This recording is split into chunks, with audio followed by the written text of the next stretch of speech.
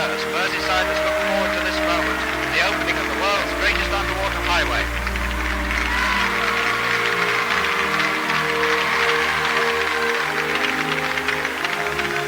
In honour of my father, it is with the greatest pleasure that I declare the second Mersey Tunnel open and name it Kingsway. Owned and operated by Mersey Travel, Merseyside's passenger transport authority and executive, the two Mersey Tunnels are now regarded as the two safest tunnels in the UK.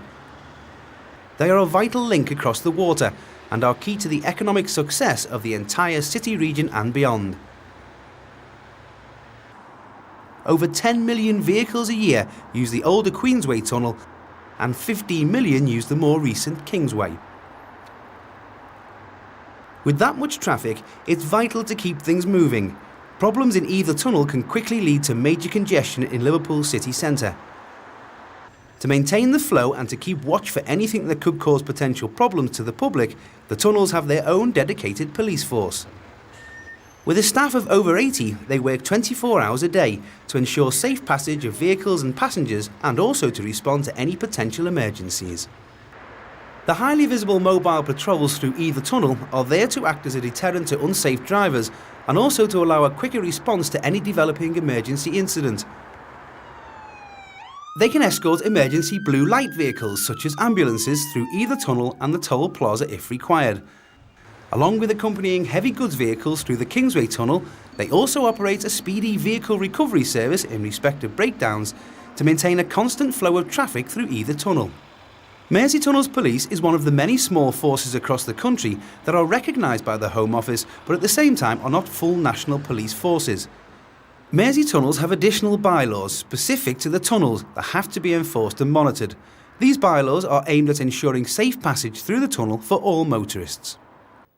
Working from the main command and control centre based at Kingsway Tunnel, the Tunnels Police oversee all traffic flow through the use of numerous CCTV cameras and can coordinate responses to emergency incidents. This high-tech police control centre is key to the safe operation of the tunnels. A complete backup control room is situated at the Queensway Tunnel in the event of an emergency. Backup generators are kept on permanent standby, meaning that both tunnels are completely self-sufficient in the event of a power blackout. Along with the Police Command and Control Centre, George's Dock Building is home to a second control room that helps to oversee the maintenance and ventilation of both tunnels. The Engineering Control Room is run around the clock by a team of 10 engineers and is designed to monitor and regulate essential functions such as air quality, ventilation and lighting within the tunnels, as well as coordinating the ongoing programme of essential maintenance. Given the age of the Queensway Tunnel and the unique construction methods used over 70 years ago, much of this work is highly specialised. A workforce of over 100 engineers, fitters and electrical specialists work around the clock to make sure everything functions as it should in both tunnels.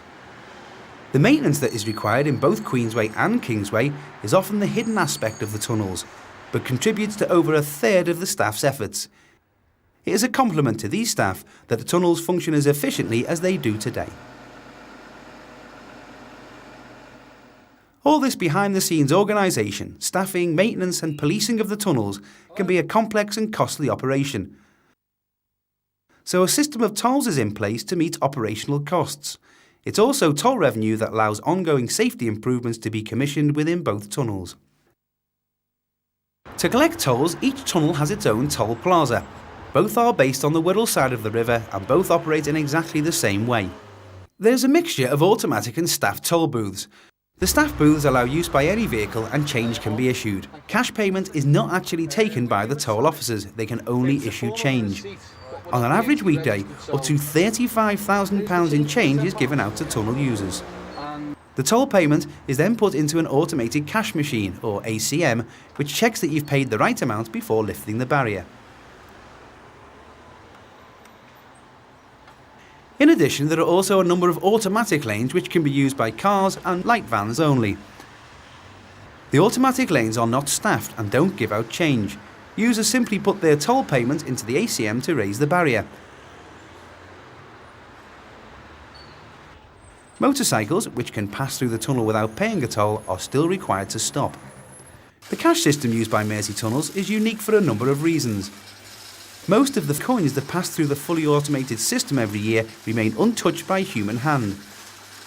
When at the Plaza Tunnel, users are probably unaware that under their wheels is a complex, secure system of underground machinery collecting and sorting coins and moving them to a central location where traffic numbers are verified and every penny is sorted.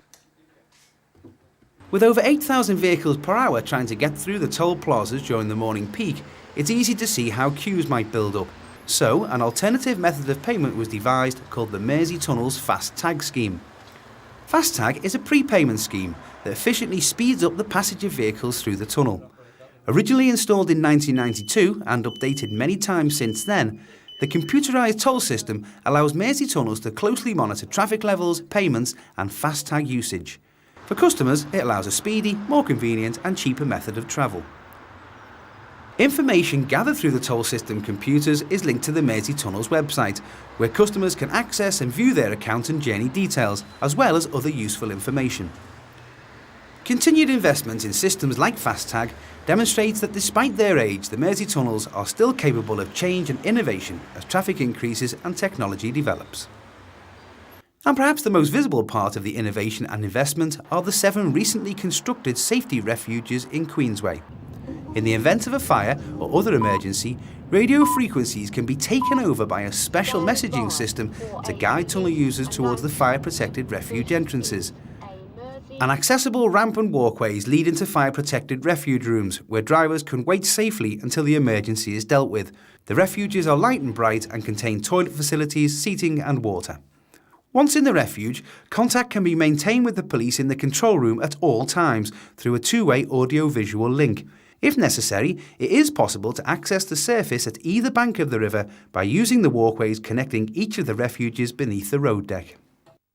New developments, like the safety refuges, demonstrate the commitment of Mersey Tunnels to provide a safe and reliable cross-river facility long into the future. A key aim of Mersey Tunnels is to maintain an environment of continual innovation, which will see additional improvements and safety features added in the coming years. So imagine, if you will, what Liverpool might be like if you woke up tomorrow and the tunnels weren't there. What difference would it make to your life and your travel plans? How would you get to work or to school? Simple pleasures like shopping or socialising would change forever. In fact, life in Liverpool and in the wider region without the tunnels would be unimaginable. Their importance in the social and economic life of the city, and indeed the whole northwest, just can't be underestimated. So you can see that there's more to the Mersey Tunnels than a couple of holes in the ground. But how, and indeed why, were these great monuments to civil engineering built? To see the full picture, we need to add another dimension: time. Let's now take a step or two back into history and look at how some of the twists of fate and circumstance have brought us to where we are today.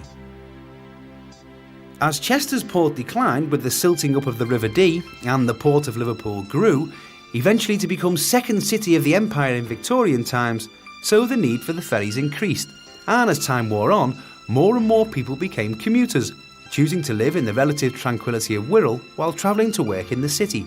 The idea of a tunnel crossing was first mooted back in 1825, at the time of Sir Mark Brunel's plan to drive a tunnel under the Thames from Rotherhithe to Wapping.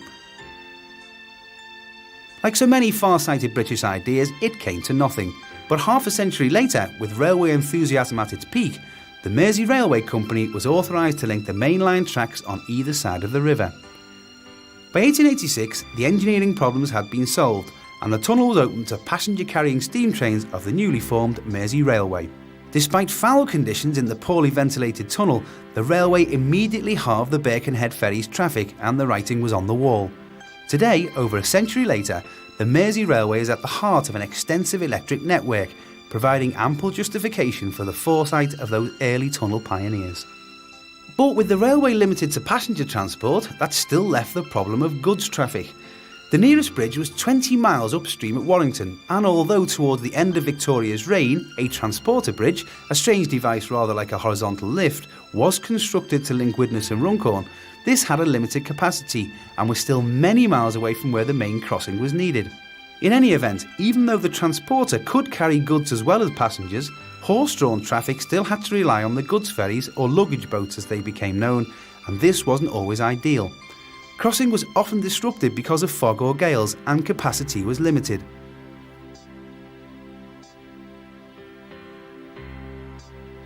As the volume of traffic rose inexorably, and this was still largely horse-drawn until well into the 1920s, delays became more and more frequent, causing traffic chaos on both sides of the Mersey and the stranglehold on the economic development of both Wirral and Liverpool. Something had to be done. Bridge or tunnel? That was the question. Plans for a bridge, 90 feet wide, 2,200 feet between spans and arching 185 feet above the river, were seriously considered. But with the experience of the Great War fresh in people's minds, the scheme was rejected on the grounds of vulnerability to air attack and cost, a staggering £10.5 million. So it had to be a tunnel. In the early 1920s, a joint committee of the local authorities of Liverpool, Birkenhead, Wallasey and Bootle was set up under the chairmanship of Sir Archibald Salvage, leader of Liverpool City Council. They studied proposals for a 44-foot diameter tunnel with 4 9-foot traffic lanes in the upper section. In the lower section would be a double-line tramway designed to link new underground tramways, providing a through service from Everton via Liverpool city centre to Wallasey. This, the experts said, would cost under £6.5 million and would even include 2 entrances at either end. But not everyone was persuaded of the scheme's merits.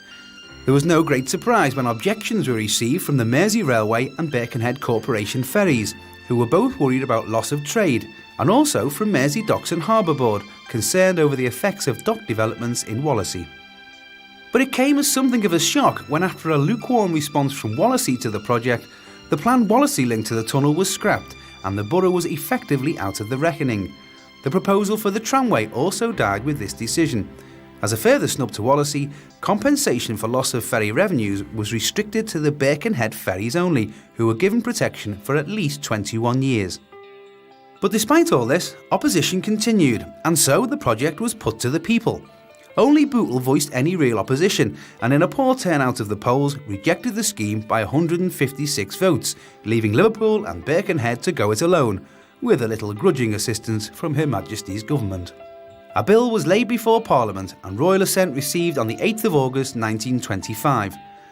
Basil Mott the designer and John Brodie were appointed as joint engineers, and on the 16th of December that year, Princess Mary set in motion the first battery of 14 pneumatic drills for the sinking of a shaft at George's Dock. A similar shaft was started at Birkenhead on the 10th of March 1926, with Sir Archibald turning the first sod. But all was not plain sailing. Arguments raged while the excavations continued. The main squabble was now over the proposed entrances either side, and it required a further 2 royal assents before everything was finalised. Meanwhile, 2 pilot tunnels on parallel headings, each the size of a London Underground tunnel, were being pushed out towards one another. Link-up finally came on the 3rd of April 1928, when the Lord Mayor of Liverpool, Margaret Bevan, Sir Archibald Salvage and other members of the Joint Committee met the Mayor of Birkenhead, Alderman Naylor, at the point of breakthrough, all clad in oilskins and sou'westers. Once the echoes of the speeches had died away, the work began again in earnest. As the main 46-foot tunnel progressed, cast iron segments were used to line the tunnel walls and provide the strength needed. Everything went well. Geologist surveys had proved to be accurate and water seepage was within acceptable limits. But then, on the 29th of October 1930, disaster struck, and a fair-sized chunk of Dale Street disappeared into the excavation below, not far from the present tunnel entrance. Apparently, the line of the tunnel had crossed old earthen fortifications dating back to the time of Cromwell. Traffic was disrupted, but the tunnel work continued unabated, and it was even hoped the tunnel might be completed early. However, fate was having none of that. In the autumn of 1930, reports came through from America of a number of people being gassed in a smaller road tunnel there. Although, fortunately, the effects weren't fatal, alarm bells began to ring as people realised the potential for carbon monoxide poisoning in heavy traffic. Experts were dispatched to America to visit various tunnels there, while here, using a walled-off 1,000-foot section of the tunnel under Hamilton Square, Birkenhead, every conceivable test was carried out. The results were conclusive. The proposed ventilation system was hopelessly inadequate. 6 new ventilation shafts would be needed. Local architect Herbert J. Rouse was appointed to design the buildings, and the resulting structures are a tribute to his ingenuity.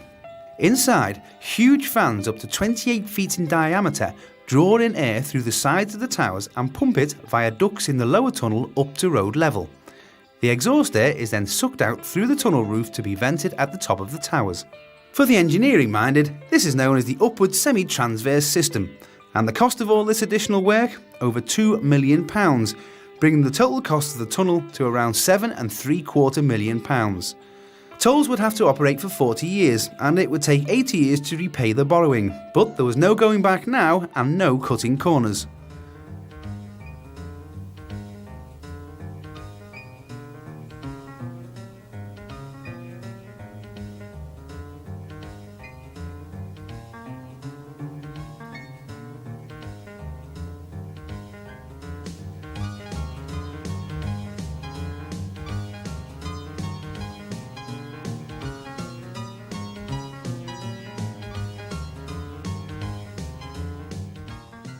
Following his success with the ventilation buildings, Herbert Rouse was asked to design the final architectural features for the tunnel entrance and interior: the 4 portals, the cast iron toll booths, arch pylons providing staff accommodation, and the lighting columns.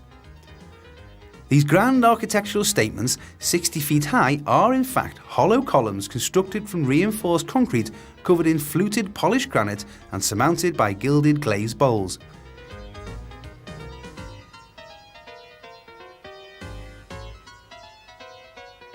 Inside, the black glass lining of the tunnel walls at road level was chosen by Rouse for its ease of cleaning and good reflective properties.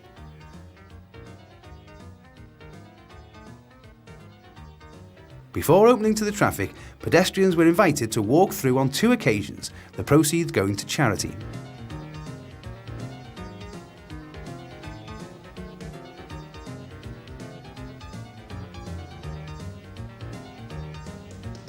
Early on the 18th of July 1934, a day of brilliant sunshine, the crowds began to gather outside the Liverpool entrance to the tunnel in Old Haymarket, eventually numbering almost 200,000. They'd come to see King George V and Queen Mary perform the opening ceremony. Lord Derby, Lord Lieutenant of Lancashire, was in charge of arrangements. On the way, the King stopped off to officially open Walton Hall Park.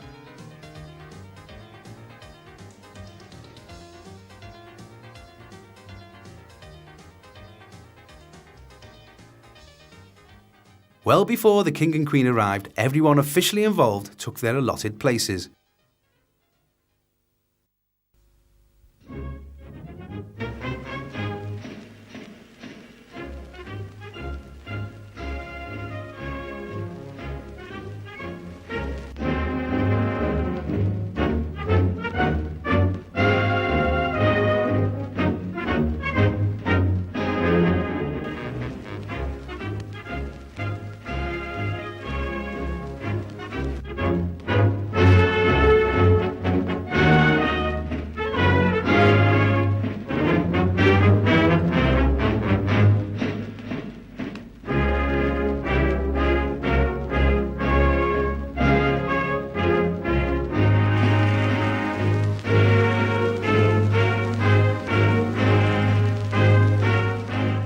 Among those receiving the royal party in Liverpool were the Lord Mayor Councillor John Strong, Sir Thomas White, Chairman of the Tunnel Joint Committee, Town Clerk Walter Moon, Lord Sefton and the Chief Constable A.K. Wilson.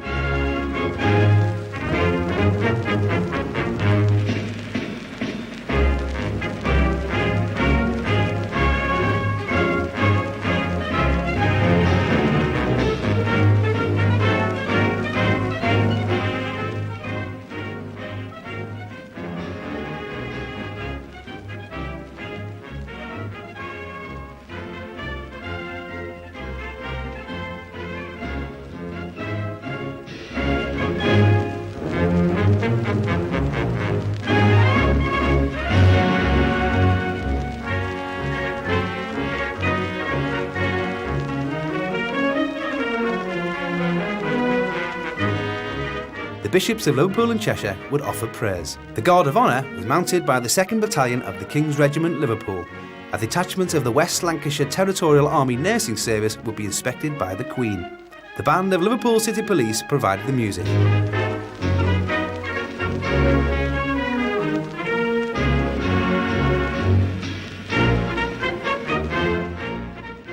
11:45 and the royal party arrived. I trust that the citizens of this double city, so long famous as daring traders and matchless seamen, may for many generations find profit and comfort in this link that binds them. I am happy to declare the Mersey Tunnel open. May those who use it ever keep grateful thought of the many who struggled for long months against mud and darkness. As the king pressed a button and the curtains drew back smoothly, few were aware that the electrical mechanism was faulty and the two young men were cranking handles to raise the curtains in unison.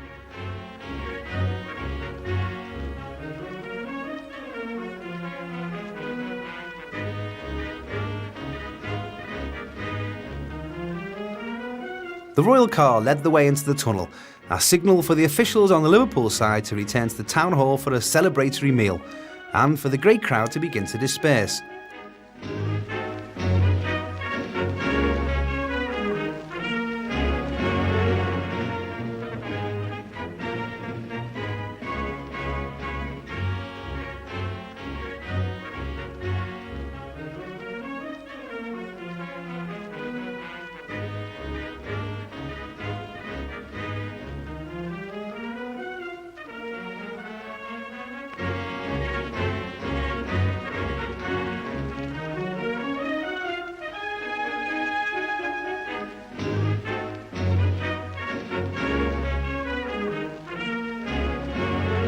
In Birkenhead, there was still a sense of high anticipation. Having heard the King's Liverpool speech relayed through loudspeakers, they had only a few minutes to wait before the arrival of the royal procession, heralding a new era for the peoples and economy of Merseyside. The Birkenhead entrance was built on the site of the former Birkenhead Library, which was donated to the town by Andrew Carnegie. Here and throughout the town, there were 3 miles of crowds, with people on rooftops and clinging to chimneys.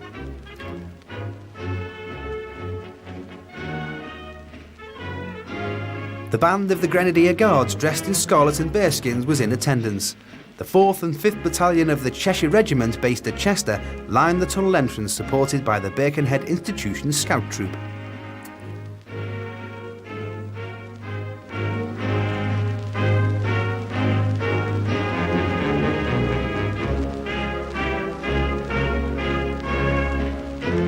Although Lord Derby was in overall control, Captain A.C. Dawson, Birkenhead's chief constable, looked after arrangements in Birkenhead.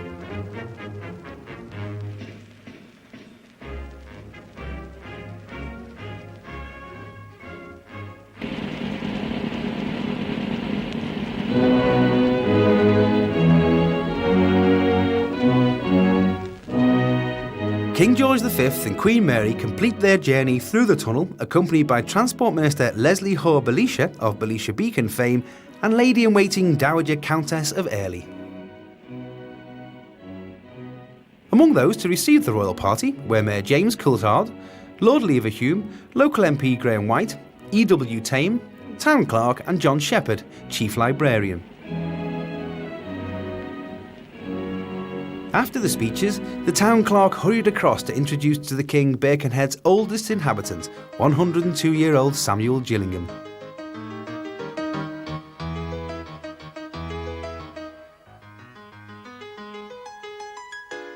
At 12:30, the party move off to open the new Central Library in Borough Road, replacing the one demolished to make way for the tunnel entrance.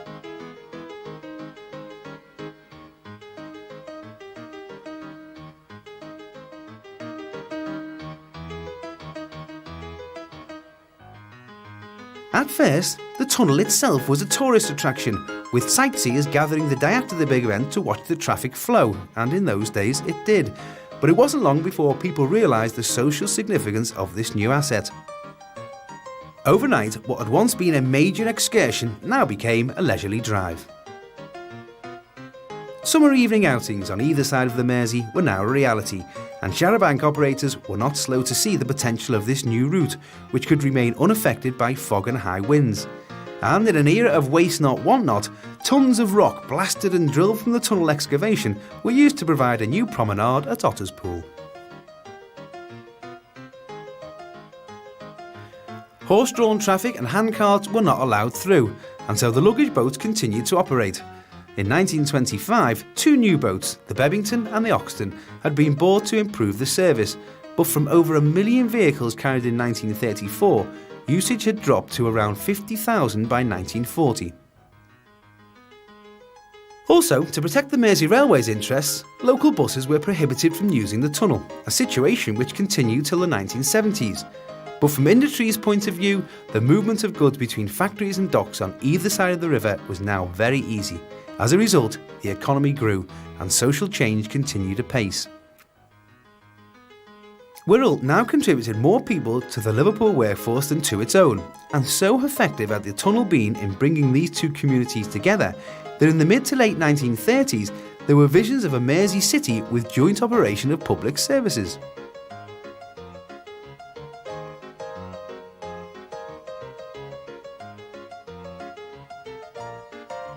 The outbreak of war in 1939 focused thoughts on more immediate matters, and although city life carried on fairly normally for a while, that was all to change with the devastating bomb raids of 1941. Shipping on the Mersey and the docks on both sides of the river were destroyed. Large parts of the city centre also succumbed, and St Nicholas's Church next to the tunnel dock entrance was extensively damaged. But amidst the devastation, the tunnel remained open day and night, providing a strategic route for goods for the war effort and a vital link between the defence industries on Wirral and in Liverpool. Without doubt, the tunnel was instrumental in saving the port from closure. With the Battle of the Atlantic raging out at sea, and to a large extent controlled from this part of Liverpool, the port had to be able to receive and handle the millions of tons of foodstuffs and other materials brought in by the convoys of up to 60 ships, which had to run the gauntlet of German U-boats and destroyers. In the first year of peace, traffic returned to the pre-war levels, and with prosperity increasing, by 1953 there were some 8 million vehicles using the tunnel annually. Congestion was getting worse, and the ventilation system was stretched to the limit. Something had to be done. In 1958, the Mersey Tunnel Joint Committee organised a conference of Merseyside authorities to consider the problem. Once again, the bridge-tunnel debate resurfaced. Meanwhile, traffic problems were getting worse. The old transporter bridge between Widnes and Runcorn could no longer cope, and in 1961 was replaced with the new road bridge, and by 1968, Queensway was straining under the movement of some 19 million vehicles, the largest number ever. A creeping paralysis was descending on central Birkenhead and Liverpool. Birkenhead Corporation took the bull by the horns and in the process changed the face of the town centre out of all recognition.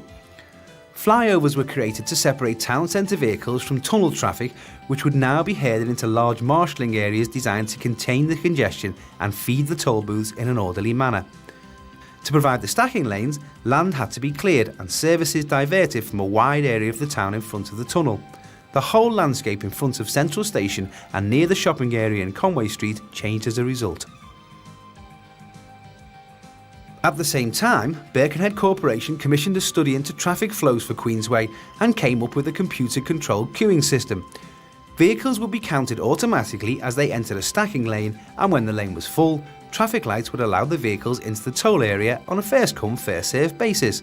The perfect system, at least in theory. But despite the general public's patience observed at bus stops and in post offices, the British motorist does not like queues, and when the scheme was introduced, on seeing a lane filling up, would head for the nearest empty lane. The result, lots of partly filled lanes all waiting in vain for green lights. It caused fury amongst motorists, some of whom queued for over half an hour, and so the system was quietly dropped. While the scheme was being developed, the Tunnels Joint Committee had come down in favour of a second Mersey tunnel which would link Liverpool to Wallasey. Sponsored by the Liverpool, Birkenhead and Wallasey corporations, it would cure congestion and allow for future traffic growth. The road would connect with a new mid-Wirral motorway, the M53, at Bidston Moss, providing direct access to the national motorway network. The new approach roads made use of the now closed Liverpool and North Wales railway cutting, where it passed through the sites of the old Poulton and Seacombe stations.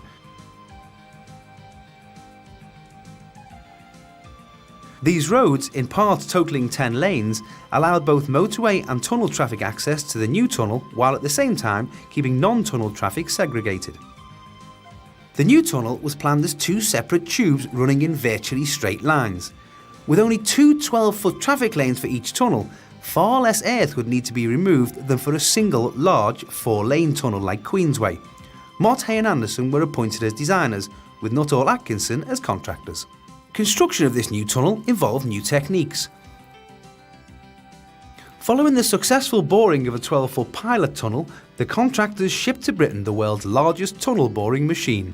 This American-built mole, it was hoped, would not only speed up operations, but would also provide a more accurate bore. The self-propelled 45-foot-long mole, weighing in at 350 tonnes and sporting 55 steel cutters, was assembled at the Wallasey entrance, and using the pilot tunnel as a guide, began to eat its way into the rock. As it progressed, the tunnel behind was lined with precast, tailor-made concrete segments, and a watertight seal was created. Excavated stone was automatically conveyed back to the tunnel entrance. At its peak performance in June 1968, progress exceeded 200 feet in 1 week, but this could not be sustained, and as conditions became wetter, the mole suffered more and more problems.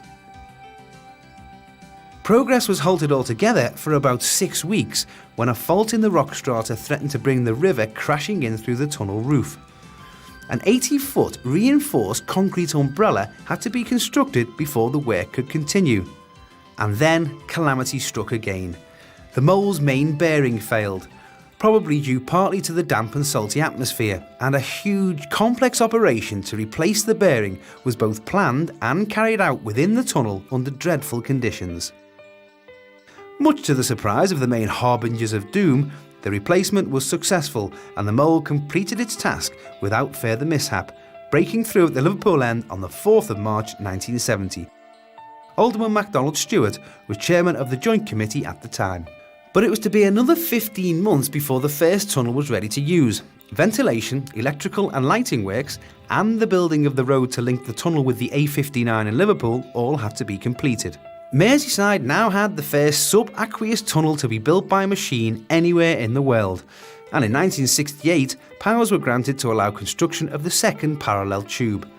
The mole began its work again, but this time with the benefit of experience and with some important modifications. Work on this tunnel was completed in half the time. Confirming the tradition established in 1933 and 34, the public was given the chance to walk through the new tunnel in return for a payment to be donated to charity.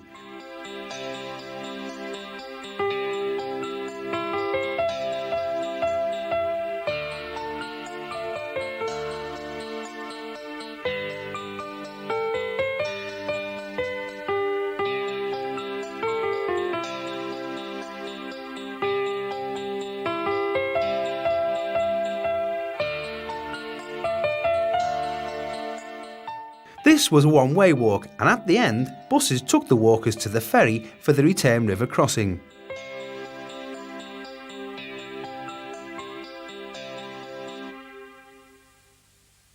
On the 24th of June 1971, Queen Elizabeth arrived in Liverpool for the opening ceremony.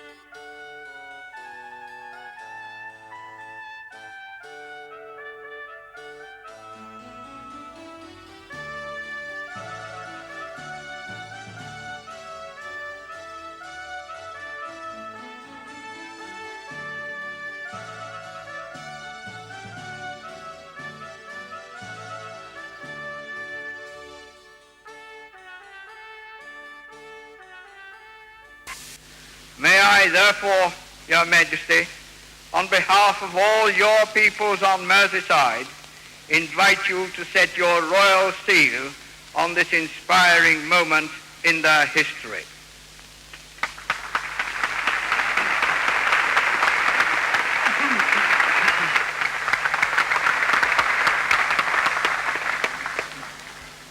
Mr. Chairman, I am delighted to be on Merseyside today, both in Liverpool and very shortly in Wallasey. The deep water of the River Mersey has been the foundation of Merseyside's growth. It has attracted shipping, encouraged trade, and helped to give Merseyside its own life and personality. My grandfather named the first Mersey Tunnel Queensway in honour of Queen Mary.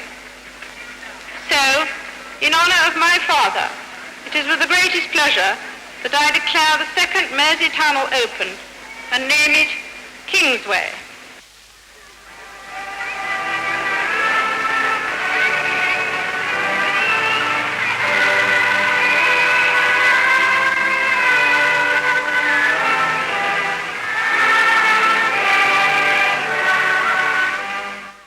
After naming the tunnel Kingsway, to complement the title bestowed by her grandfather on the Birkenhead Tunnel, the Queen travelled through to an equally enthusiastic welcome in Wallasey.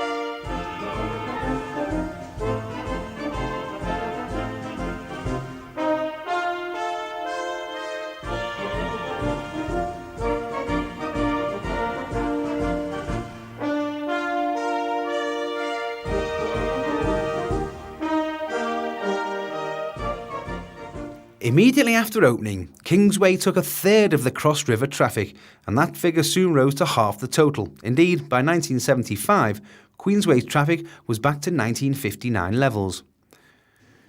This was somewhat unexpected. When Kingsway was planned, early 1960s traffic predictions suggested annual cross-river traffic would approach 49 million vehicles by 1982, when in fact it reached less than half this figure.